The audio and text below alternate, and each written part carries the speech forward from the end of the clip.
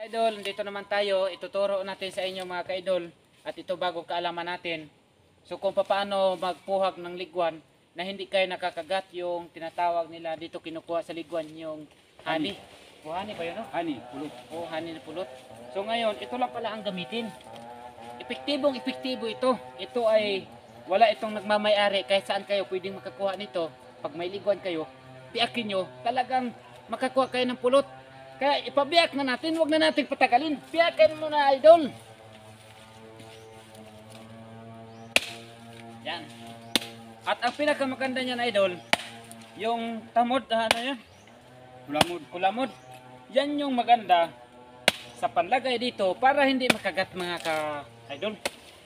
So, kung napapansin mo, bukod sa kulamod, ito, ganyan yan para lalong hindi siya makakagat dahil unang-una sa lahat kailangan maging successful ang ating kailangan Kalagay kayo dito mga idol, mga kulamod oo, para hindi kayo pangagatin. yan. Pagkatapos para mawala na ang kaspa, lagyan din ng kunti. Butang hindi si kalonig kulamod kimukuot na siya eh. Ang kulamod, ito yung mga kulamod. Sana sa kamot. Yan. Yan ang makapakabisa mga idol niyan.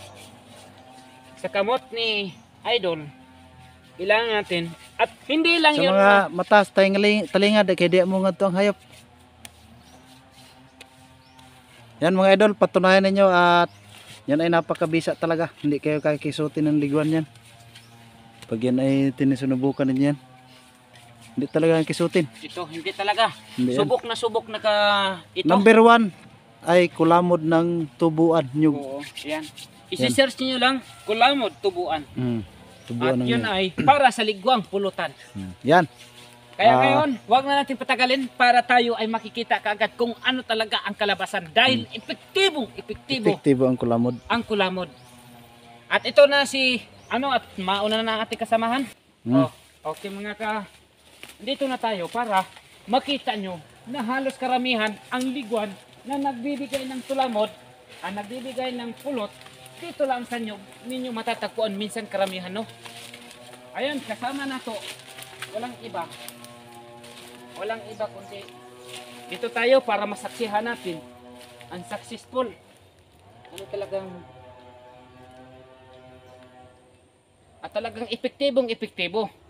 So, dire ka kay para makita ginilang epektibo kita.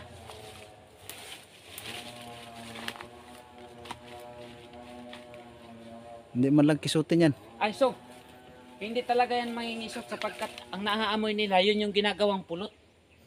Dahil sabi, ay pulot naman ito natatagos.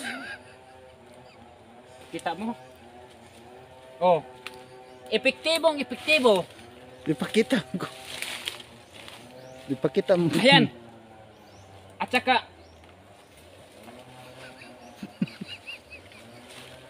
ayan mga kasipag, habang nagkuot ang isa, para epektibo, kainin mo na. Wagin pumakno. Wa. Ayan mga idol Dito mga kasipag na pa. Kuta pa. Wala na. Anak pa. Ayan, tingnan nyo. Napakadali lang no. Oo. Wala pating walang Walang kagat-kagat. wala. Wala. Hindi man lang kinagat, walang usok-usok. Oo.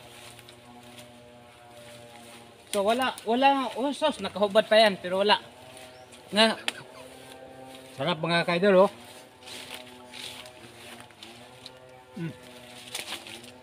Sige. Kaon kay lami ra ba kay na? Sustansya na eh.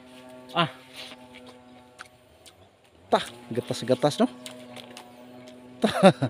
Ang sarap niyan mga idol, honey. May kasamang gatas. Yan. Ano legit yung ating legit nilagay? talaga. Walang kagat. Walang kagat. Wala talagang kagat mga idol napakagaling.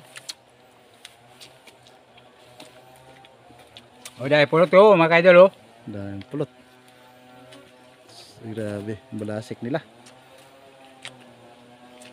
Pulot nga ni.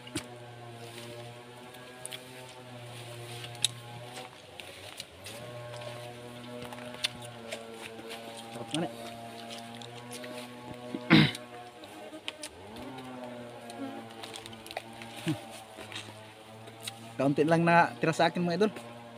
Sarap. Mga gatas-gatas.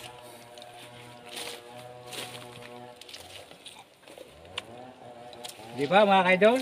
Sarap. Napakasimple lang. Oh, grabe sustansya niyan. Hindi naman yan hindi naman yan maano. Napakasimple lang mga kaidol. Kumain lang kayo ng kulamod. Inapaksiwala nga inong iba yan. Hindi na kayo kakagatin. Oh, simple baga. Yan, legit na legit. Ano, ito ang dumukot sa atin, sa amin mga idol ay si Keloni. Ano, ginagat ka kahit isa o meron o wala? Wala. O wala. Talagang epektibo ang kulamod ng nyug. Ano? Epektibo talaga. Masarap niyan. Pakita mo mga idol. Yung kanyang yan o. Yung parang maputi-puti na yan. Talagang masarapan siya eh. Yan, balikan natin mga idol. Yung kinuhaan. Hindi man lang sila nabuwasan. Kaya ay yan o. Yung butas na yan. Ayan o.